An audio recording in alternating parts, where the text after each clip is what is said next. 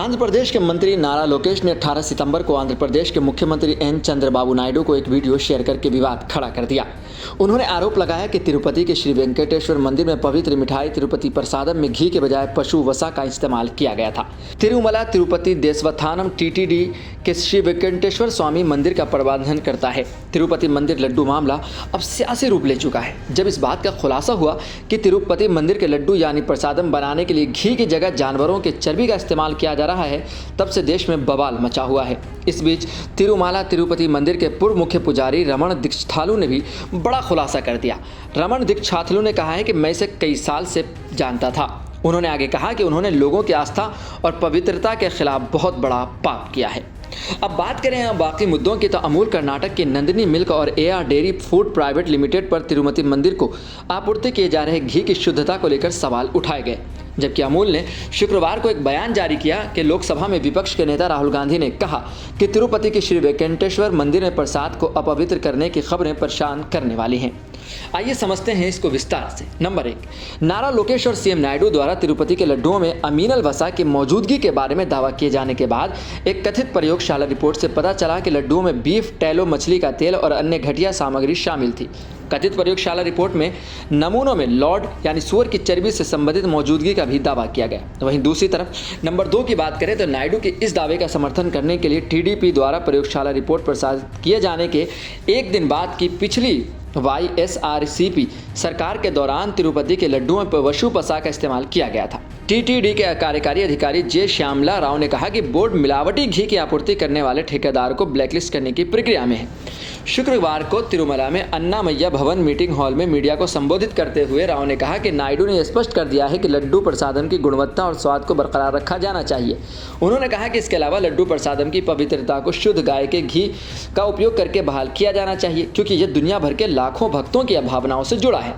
वहीं तीसरे नंबर की बात की जाए तो तिरुपति भगवान बालाजी मंदिर को घी सप्लाई करने वाली तमिलनाडु की कंपनी एआर डेयरी भी विवाद में फंस गई है। टीटीडी के कार्यकारी अधिकारी जय श्यामला राव ने बताया कि चेतावनी के बाद भी एयर फोर्स द्वारा भेजे गए 4 घी के टैंकर प्रथम दृष्टया घटिया क्वालिटी के पाए गए। राव ने कहा कि टीटीडी को घी की जांच आपूर्तिकर्ता कंपनियां 320 रुपये से लेकर 441 रुपये तक घी देती हैं। उन्होंने कहा कि ये आपूर्तिकर्ता प्रीमियर एग्री फूड्स, कुरप्रारम डेयरी, वैष्णवी, श्री प्राग मिल्क और एआर डेयरी है। हालांकि ये दरें शुद्ध घी की आपूर्ति के लिए व्यवहार नहीं लगती।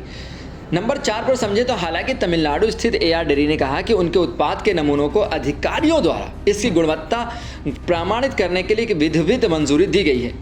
डिंडीगुल स्थित फार्म ने कहा कि केवल जून और जुलाई के दौरान ही उसने तिरुमला मंदिर को घी की आपूर्ति की थी। जब भी आपूर्ति की गई तो इसे विधिवत मान्यता प्राप्त प्रयोगशाला रिपोर्ट के साथ भेजा गया। नंबर 5, टीटीडी अधिकारी ने कहा कि घी की जांच के लिए इन हाउस लैब की कमी के कारण आपूर्तिकर्ताओं को स्थिति का फायदा उठाने का मौका मिलता है। उन्होंने कहा कि हालांकि एनडीडीबी ने 75 लाख रुपए मूल्य के घी में मिलावट की जांच करने वाले उपकरण दान करने की पेश की है।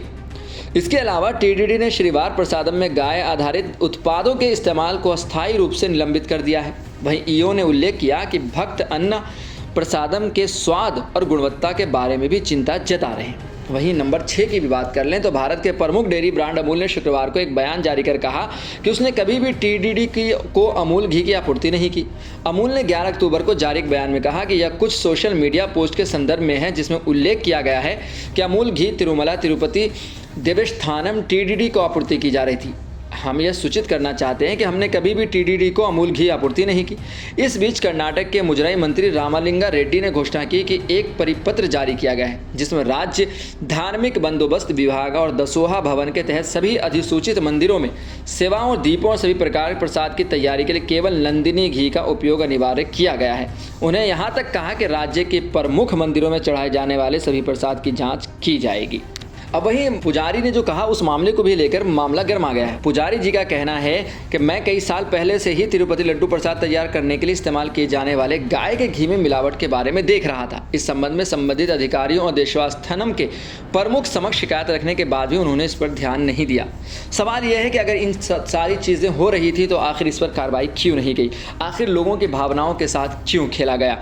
क्योंकि लोग मंदिर जाएँ और वो उनके साथ अगर इतना बड़ा खिलवाड़ किया जाए, चाहे वो कोई भी कंपनी कंपनी हो, चाहे वो हुकूमतें हों, चाहे वो लोग जो लड्डू तैयार कर रहे हैं, आखिर उन्होंने ऐसे काम कैसे किए। बहुत बड़ा मुद्दा है और जिस पर अलग अलग राय लोग दे रहे हैं, अलग अलग सवाल उठा रहे हैं। आप क्या सोचते हैं इस बारे में हमें ज़रूर बताएं और अब ऐसे ही खबरों के लिए देखते रहें सहारा समय का समय डिजिटल।